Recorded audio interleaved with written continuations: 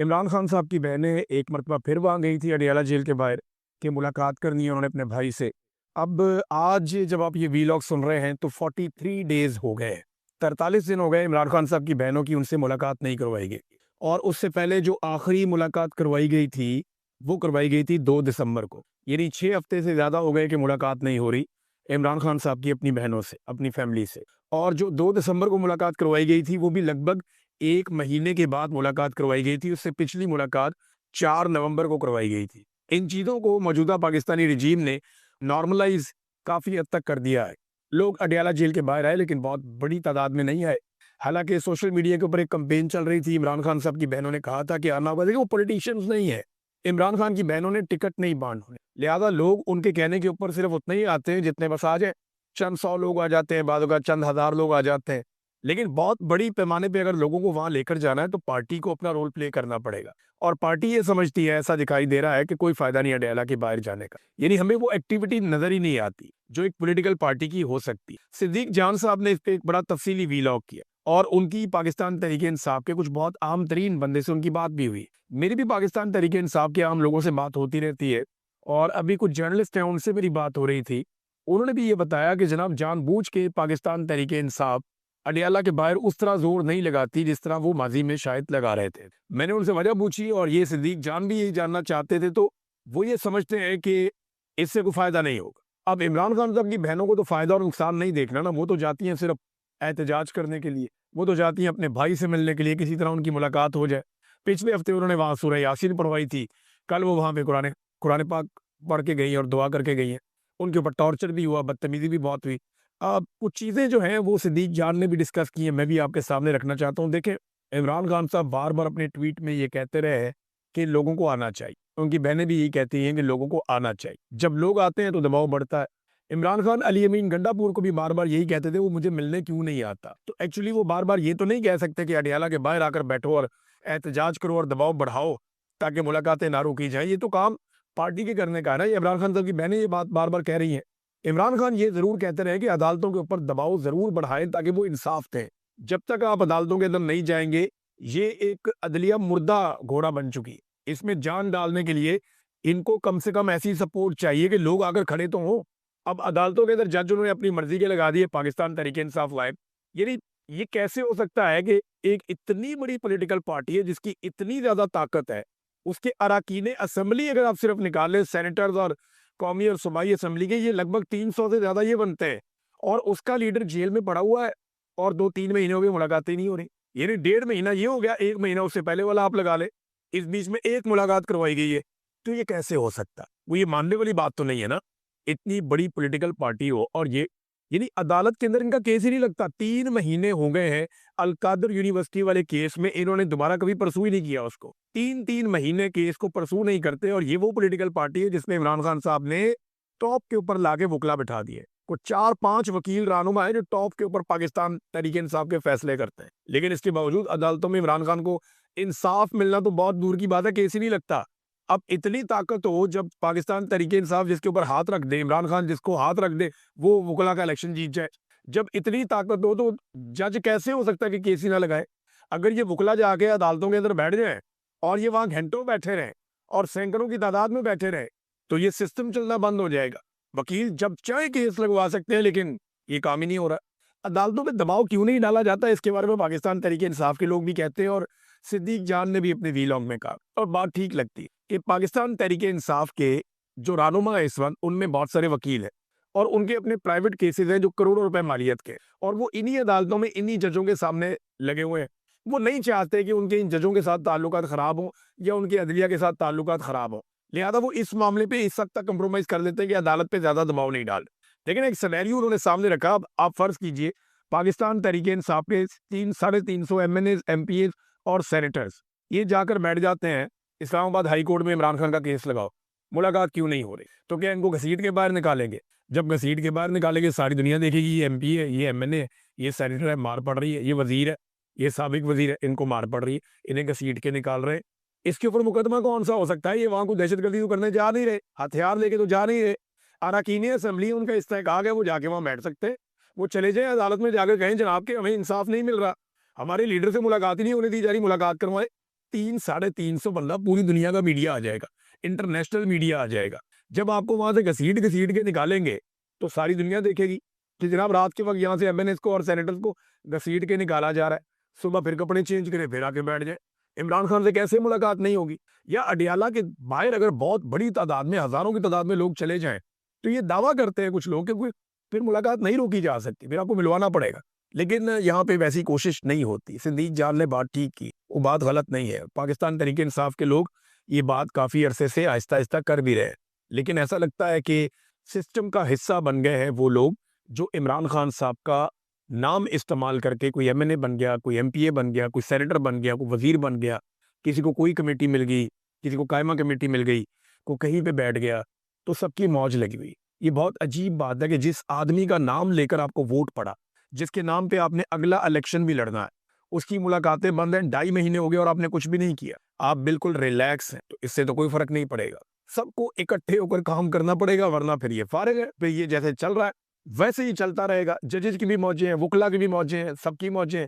صدیق جان کا ویلاگ آپ لوگ غور سے سنیے گا ضرور, آپ کو سمجھ آئے گی کہ اس نے غلط بات نہیں کی. بے شک خیبر پختونخوا کا نیا وزیر اعلیٰ اپنے چند ساتھیوں کے ساتھ مل کر زور لگا رہا ہے, لیکن یہ چند لوگ ہیں. پاکستان تحریک انصاف کے بہت سارے لوگ اپنے اپنے علاقوں میں کوشش کرتے ہیں, لیکن عمران خان کی ملاقات, کیونکہ ان کو عمران خان صاحب نے تو بتانا ہے کیا کہ کرنا کیا ہے, اور یہ خالصتاً سیاسی معاملہ ہے, احتجاج کرنے سے حل ہو جائے گا. سیاسی معاملے کو آپ احتجاج سے حل کرتے ہیں. یہ قانونی معاملہ نہیں ہے جو آپ نے جا کے قانونی جنگ لڑنی ہے.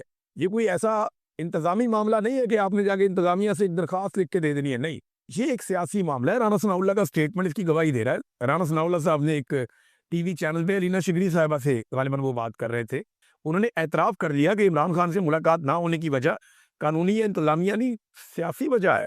یعنی انہوں نے کہا یقین دہانی کروائیں کہ عمران خان صاحب سے ملاقات کے بعد 8 فروری کو ہڑتال یا احتجاج یا یہ چیزیں نہیں ہوں گی تو ہم صبح ہی ملاقات کروا دیتے ہیں. تو اس کا کیا مطلب ہے کہ یہ ایک سیاسی معاملہ ہے, یہ کوئی انتظامی یا کوئی دوسرا معاملہ نہیں ہے. ہیومن رائٹس سے ناظرین اس کے اوپر بڑی مذمت کی ہے. اس ایشو کے اوپر human rights council of Pakistan Adiala jail کے باہر پرامن سیاسی کارکنان پر پولیس کے تشدد, طاقت کے غیر قانونی استعمال اور منمانی گرفتاریوں کی شدید مذمت کرتی ہے. پرامن احتجاج اور آزادی اظہار رائے پاکستان کے آئین میں تسلیم شدہ بنیادی حقوق ہیں, جنہیں دبانا جمہوری اصولوں, شہری آزادیوں اور قانون کی حکمرانی کی صریح خلاف ورزی ہے.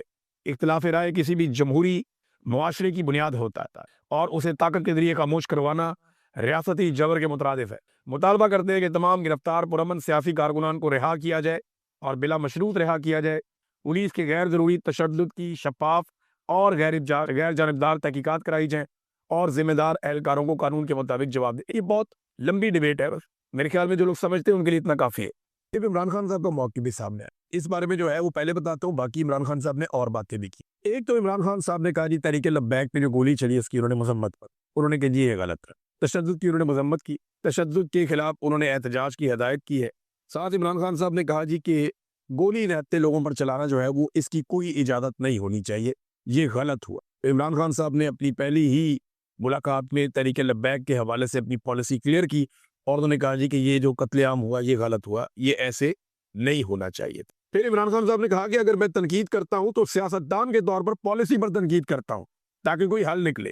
فوج بھی میری ہے, ملک بھی میرا ہے اور شہداء بھی ہمارے ہیں. لیکن یہ عمران خان نے کئی دفعہ کہا ہے. کئی لوگ نا یہ کوشش کرتے ہیں کہ جیسے فوج کی اور تحریک انصاف کی کوئی جنگ چل رہی ہے, یا کچھ لوگ یہ کہنا چاہتے ہیں کہ جیسے پاکستان کی فوج میں اور عمران خان کے اندر کوئی لڑائی چل رہی ہے. نہیں, ایسا نہیں ہے. یہ اسٹیبلشمنٹ کے چند لوگ ہیں, جو ملٹری اسٹیبلشمنٹ جنہیں ہم کہتے ہیں, جو اپنی نوکریاں پکی کرنے کے چکر میں اپنی پالیسیاں جو ہیں وہ تبدیل کرتے رہتے ہیں. اور عمران خان صاحب نے کلیئرلی کہا جی فوج کے ساتھ کوئی دشمنی نہیں ہے, فوج بھی میری ہے, ملک بھی میرا ہے. یہ عمران خان صاحب کی اونرشپ ہے جو ہمیشہ وہ لیتے ہیں. ناظرین سہیل افریدی آ نہیں رہا.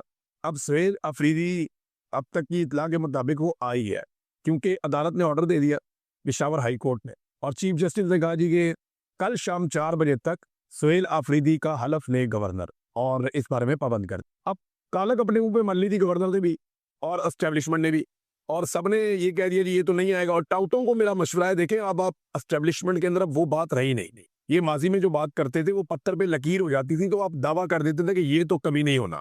تو اب اسٹیبلشمنٹ کے کہنے کے اوپر نا آپ کسی کو ختم شد نہ کہا کریں. اسٹیبلشمنٹ کے کہنے کے اوپر یا ان کی یقین دہانی کے اوپر آپ کوئی بڑا بول یا بڑا دعویٰ نہ کیا کریں. ابھی کچھ لوگ کہہ رہے تھے میرا نام بدل دینا, میں معافی مانگ لوں گا اگر یہ وزیر اعلیٰ بن گیا, یہ کبھی بھی نہیں بنے گا, یہ بن ہی نہیں سکتا, فیصلہ ہو چکا ہے. یہ اسٹیبلشمنٹ آپ کو کہانیاں سناتی ہے.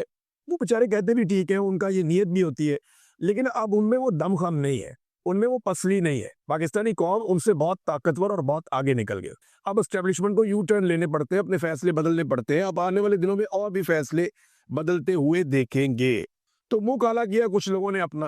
اب بلاول جو ہے وہ گونگلوں سے مٹی جھاڑتے ہوئے گورنر کو کہتا ہے, گورنر صاحب آپ جہاز لے کر جائیں خیبر پختونخوا اور جا کر اپنی آئینی ذمہ داری پوری کریں. تو پچھلے 4-5 دن سے کیا ہو رہا تھا, یہ جو 8 تاریخ سے ڈرامہ لگایا ہوا ہے اور آج 14 تاریخ ہے, پچھلے ایک ہفتے میں آپ نے اس لیول کا ڈرامہ کیا ہے.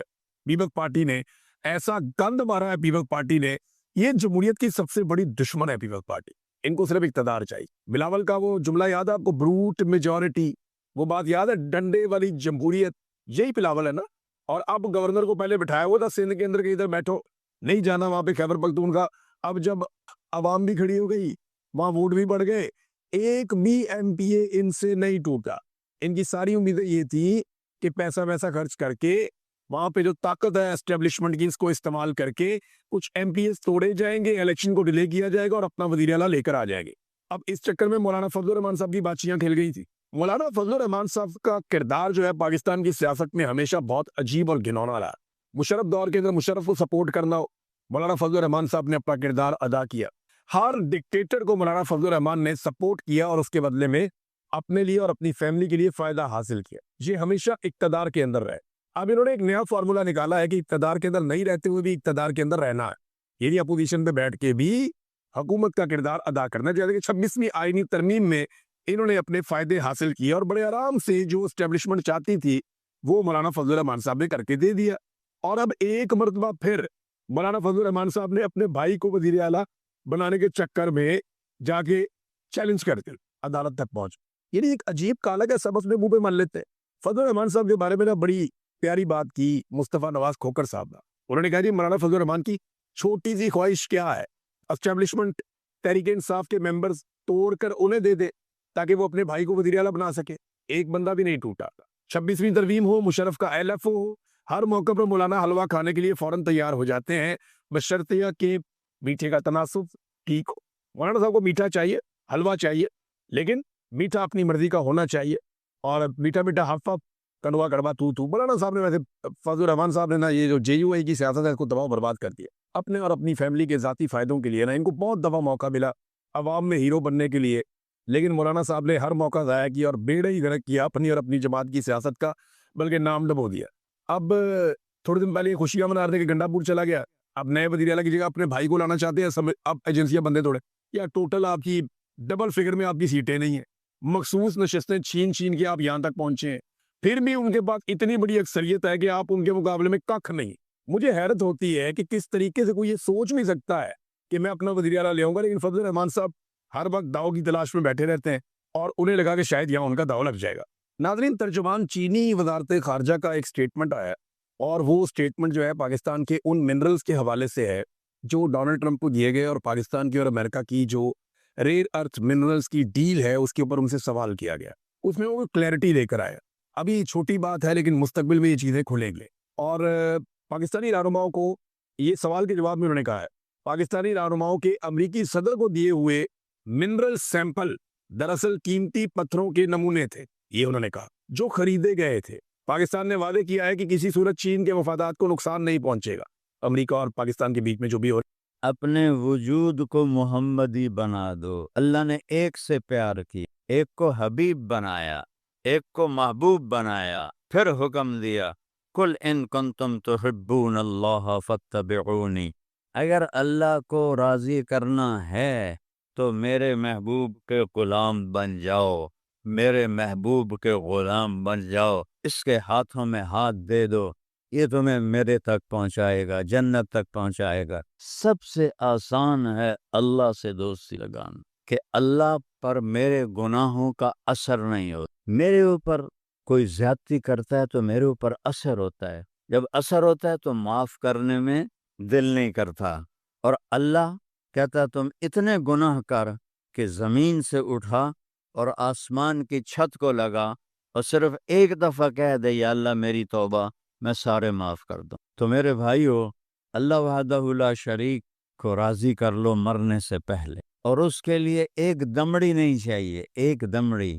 اپنے وجود کو محمدی بنا دو، اپنے وجود کو محمدی بنا دو۔ اللہ نے ایک سے پیار کیا، ایک کو حبیب بنایا، ایک کو محبوب بنایا، اور پھر حکم دیا قل ان کنتم تحبون اللہ فاتبعونی، اگر اللہ کو راضی کرنا ہے تو میرے محبوب کے غلام بن جاؤ، میرے محبوب کے غلام بن جاؤ، اس کے ہاتھوں میں ہاتھ دے دو، یہ تمہیں میرے تک پہنچائے گا، جنت تک پہنچائے گا۔ ایک دیہاتی بدو کافر آیا، یا محمد، بڑے سختی نہ، کوئی آپ کو بدتمیزی سے بھی پکارتا تھا تو آپ بڑے پیار سے جواب دے، کبھی نہیں کہتے تھے اوے تو گل کے میں کی تھی، تو تم جانتا نہیں میں کون ہوں، تو گل کے میں کی تھی۔ اور میرے نبی کو جو قاب قوسین او ادنا ہیں، کوئی کتنا ہی بدتمیزی سے پکار تھا، آپ ہمیشہ پیار سے جواب دے۔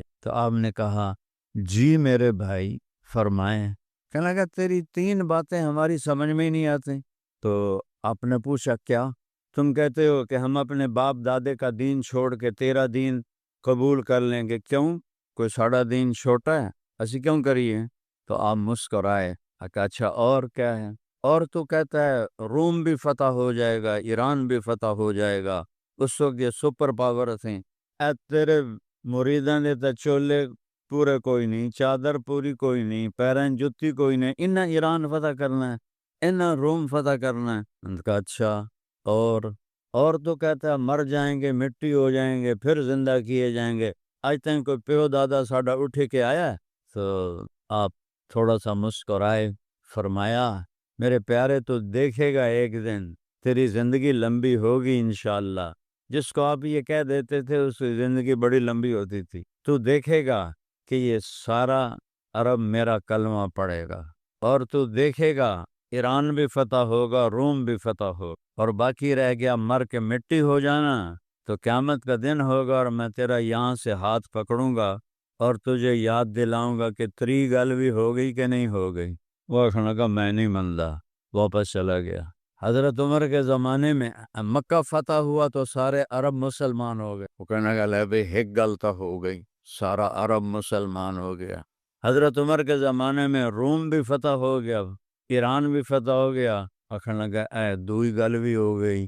پھر اپنے آپ نو آخر لگو کہ دیں تری بھی نہ ہو جاوے تے چلتے جاتے کلمہ پڑھ لا، وہ نوے اگل لتر پمدے پہ ہونا۔ تو وہ گھر چھوڑ کے مدینے آیا تو حضرت عمر کا زمانہ تھا، جا کے کلمہ پڑھا، مسلمان ہو گیا۔ جب وہ مسجد میں آتا تو حضرت عمر اس کے لیے کھڑے ہو جاتے، جب بھی آتا تو صحابہ کو حیرت ہوتی تھی کہ جٹ جا بندہ ہے، نہیں پر وہ حضرت عمر کیوں کھڑے ہو جانتے؟ تو ایک دن انہوں نے آنکھوں میں سوال پڑھ لی، کہنے کہ میں دیکھتا ہوں تم حیران ہوتے ہو کہ میں اس بدو کے لیے کیوں کھڑا ہوتا ہوں۔ جس دن یہ میرے نبی کی محفل میں آیا تھا میں اس محفل میں موجود تھا، اور میرے نبی نے اس سے یہ بات کی، اور میرے نبی نے اس سے فرمایا تھا کہ قیامت کا دن تیرا ہاتھ پکڑ کے تجھے یاد دلاؤں گا کہ تری گل ہوگی کہ نہیں، اور قیامت کے دن جس کا ہاتھ میرے نبی نے پکڑ لیا جنت میں پہنچانے سے پہلے کبھی نہیں چھوڑیں گے،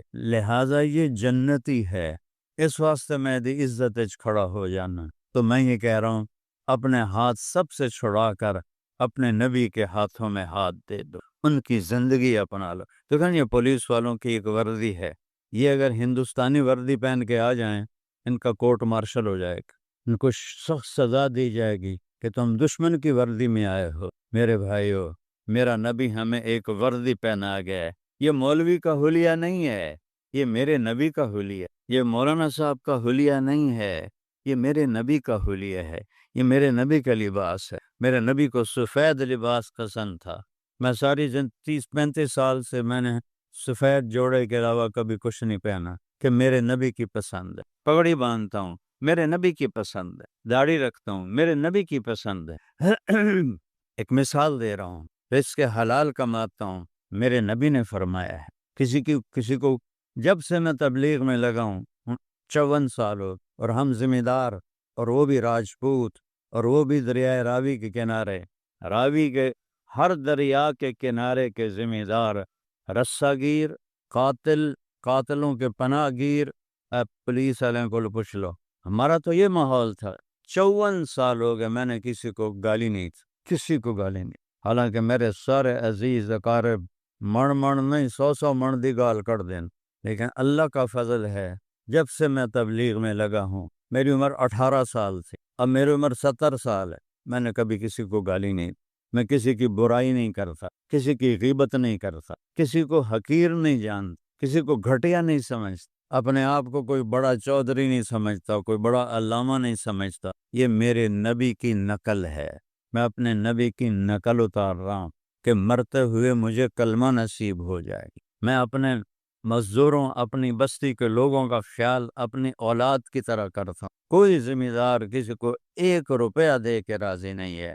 میں اپنی رعایا کے بچیوں کی شادیاں کراتا ہوں، بچوں کی شادیاں کراتا ہوں، گھر بنا کے خود دیے ہوئے ہیں، ان کے اپنے گھر نہیں، ہم نے بنا کے دیے ہوئے ہیں، بیماروں کا علاج کراتا ہوں، بڑے سے بڑا آپریشن خرچ ہو سارا میں کرتا ہوں۔ یہ میرے نبی کی سنت ہے، یہ میرے نبی کرتی تھی۔ ان کی بیٹیوں کو اپنی بیٹی سمجھتا ہوں، ان کے بچوں کو اپنے بچے سمجھتا ہوں، ان کے ماں باپ کو اپنے ماں باپ سمجھتا ہوں۔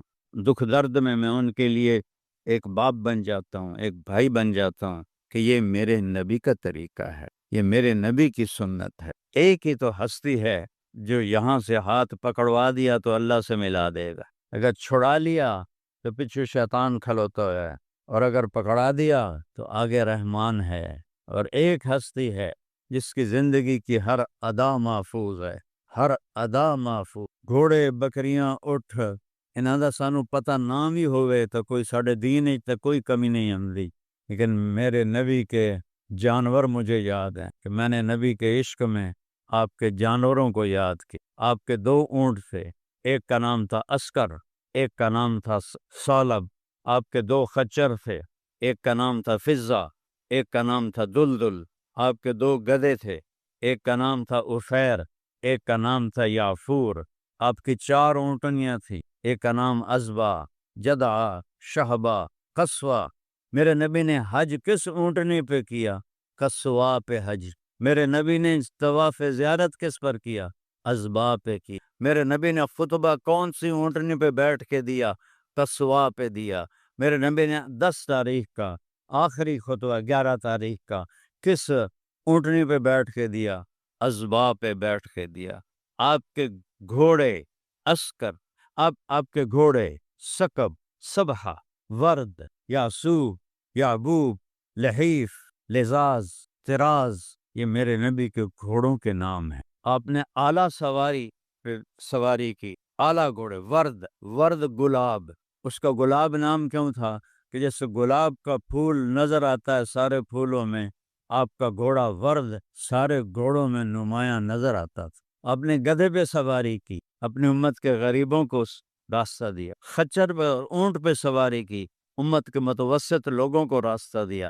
آپ نے عالی شان گھوڑوں پہ سواری کی، امت کے مالداروں کو راستہ دیا۔ وہ نبیوں میں رحمت لقب پانے والا، مرادیں غریبوں کی برلانے والا۔ کون سی ادا ہے جو میرے نبی کی محفوظ نہیں؟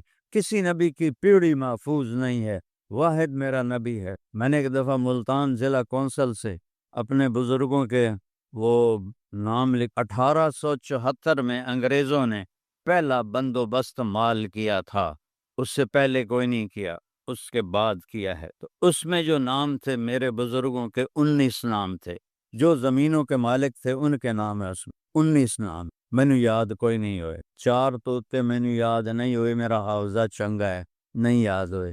میرے نبی دی پیڑھی 80 نام ہے، میں تنوں ہن سنینا۔ محمد بن عبداللہ بن عبد المطلب بن ہاشم بن عبد مناف بن قصی بن کلاب بن مرہ بن کعب بن لوی بن غالب بن فہر بن مالک بن نضر بن کنانہ بن خزیمہ بن مدرکہ بن الیاس بن مضر بن نزار بن معد بن عدنان بن اود بن حمیسہ بن سلامان بن عوس بن بوز بن قموال بن ابی بن عوام بن ناشد بن حذا بن بلداس بن يدلاف بن طابخ بن جاهم بن ناهش بن مافي بن عيفي بن عبكر بن الدعاء بن حمدان بن سنبر بن يثربي بن يلحن بن إرعوى بن عيذي بن زيشان بن عيسر بن أقناد بن إيهام بن مقصر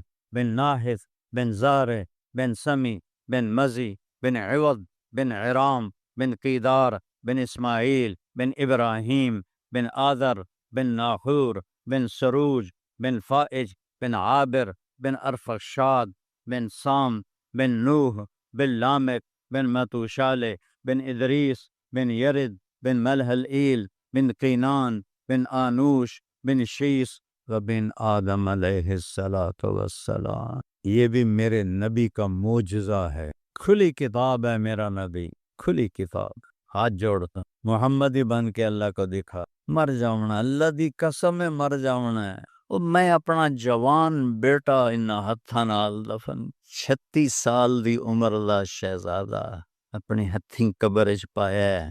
یہ دھوکے کا گھر ہے، یہ مچھر کا پر ہے، یہ مکڑی کا جالا ہے، یہ ہلاکت کا گھر ہے، یہ غداری کا گھر ہے، بدیانتی کا گھر ہے، ظلم و ستم کا گھر ہے، تباہی کا گھر ہے، مٹ جانے کا گھر ہے، مک جانے کا گھر ہے، فنا کی جھوک ہے، آباد ہمیشہ نہیں، اسے ایک دن مٹنا ہے، اسے ایک دن مرنا ہے۔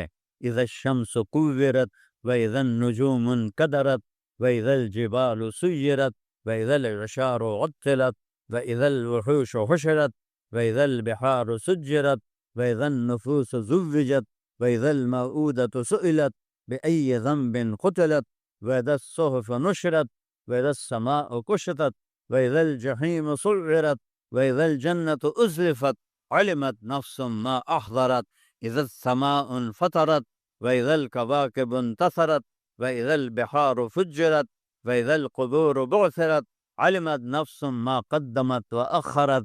اے سارا قرآن بول رہے ہے یہ مٹ جائے گا، یہ جہان برباد ہو جائے گا، یہ سب کچھ ختم ہو جائے گا، پھر ایک نیا جہان آباد ہوگا۔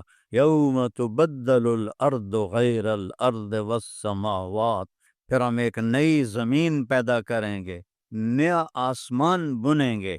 وَبَرَزُوا لِلَّهِ الْوَاحِدِ الْقَهَّارِ، اور تم سب کو میں اپنے سامنے کھڑا کر دوں گا۔ لا ظلم اليوم، آج ظلم نہیں ہوگا میری عدالت میں، یہ دنیا کی عدالتیں ظالم ہیں، میری عدالت میں ظلم نہیں ہوگا۔ وَبَرَزُوا لِلَّهِ الْوَاحِدِ الْقَهَّارِ، اور تم سب طاقتور رب کے سامنے ہوگے۔ وَتَرَى الْمُجْرِمِينَ يَوْمَئِذٍ مُقَرَّنِينَ فِي الْأَصْفَادِ، اور تم دیکھو گے مجرم ہتھ کڑیوں میں بندھے ہوئے ہوں گے، بیڑیوں میں بندھے ہوئے ہوں گے۔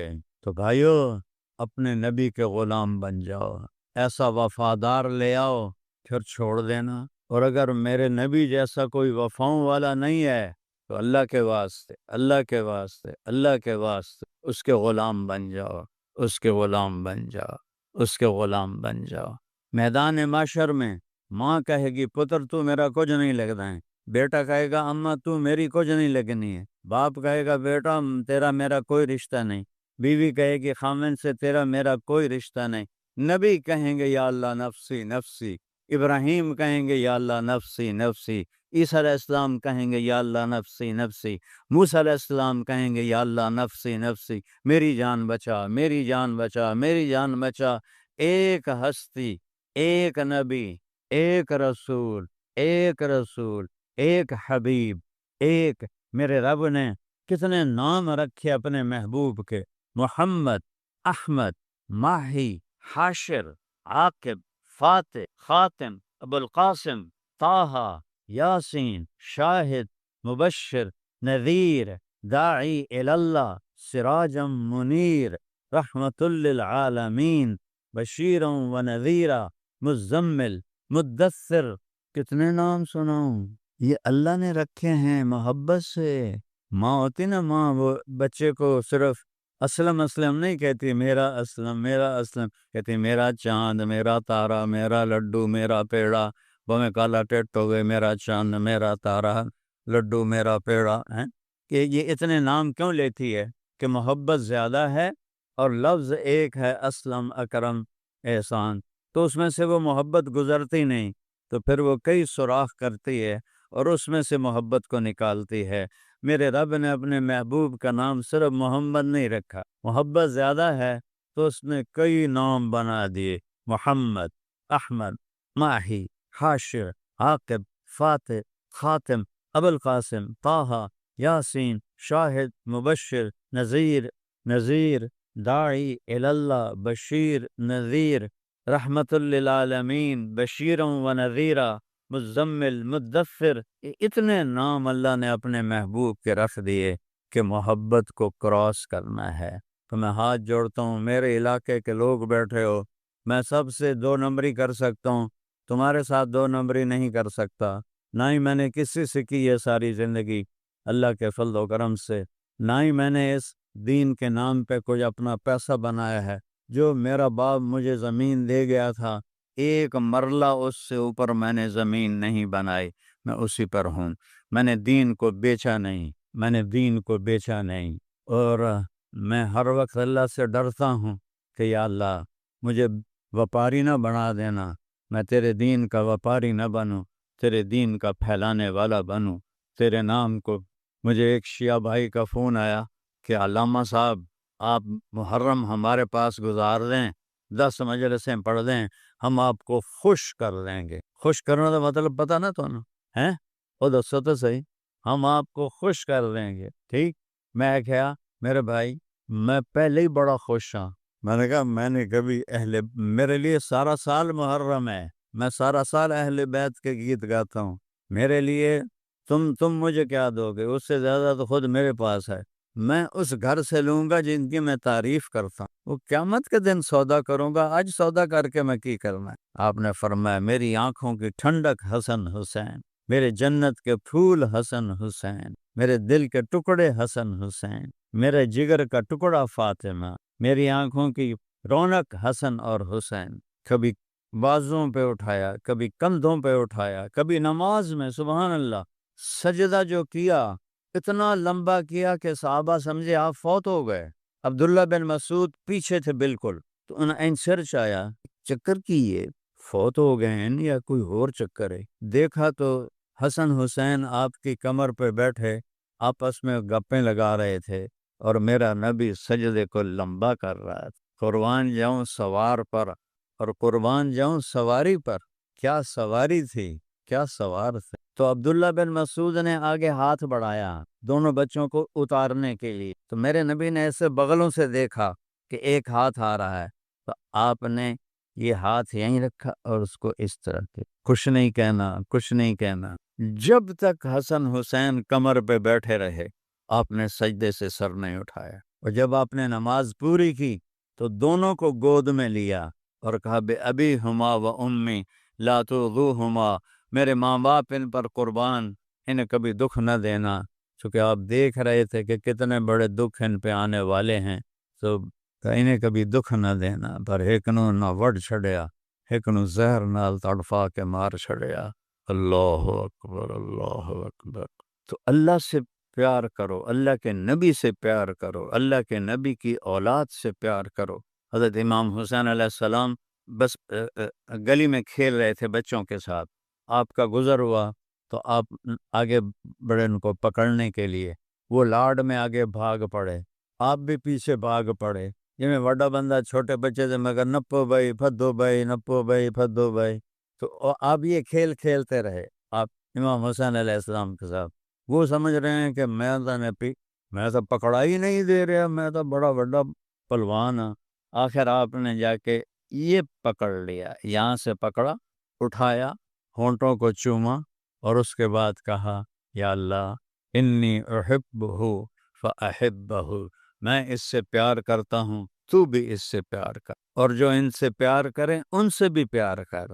اور پھر فرمایا حسین منی و انا منہ، حسین منی و انا منہ، حسین منی و انا منہ، حسین مجھ سے ہے میں اس سے ہوں، حسین مجھ سے ہے میں اس سے ہوں، حسین مجھ سے ہے میں اس سے ہوں۔ بھلا نماز میں بھی کوئی اس طرح بچوں کو کمر پہ بٹھا فرض نماز با جماعت نماز. کوئی ساڑھے جا صوفی ہوئے گا تو اتو ہی کر کے تھپڑ مارے گا، ہے بے وقوف جو میری نماز خراب کر رہے ہیں. اور پھر میرے نبی آئے ہے کیا سناؤں، وقت بھی بہت زیادہ ہو گیا.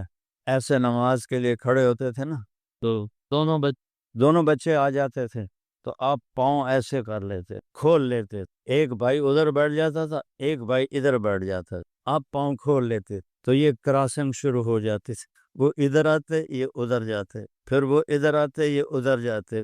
جب تک آپ قیام میں کھڑے ہیں یہ دونوں بچے یہ کراسنگ کرتے رہتے تھے. ایک بھائی ادھر جا رہا ہے، ایک ادھر جا رہا ہے، ایک ادھر جا رہا ہے، ایک ادھر جا رہا ہے. اور آپ جب تک وہ یہ کھیل کھیلتے رہتے تھے آپ نماز کو لمبا کرتے رہتے تھے. یہ میرے نبی کا پیار تھا اپنے بچوں کے ساتھ، اور امت نے انہیں ذبح کر دی. بھائیوں، اپنے نبی کی زندگی کو اپنی زندگی بناؤ، اپنے نبی کی زندگی کو اپنی زندگی بناؤ. اس کے صحابہ سے پیار کرو، ان کے اہل بیت سے پیار کرو. اللہ تعالیٰ نے ان کی شفاعت دے دی تو بس کام سیدھا ہے، کام سیدھا ہے.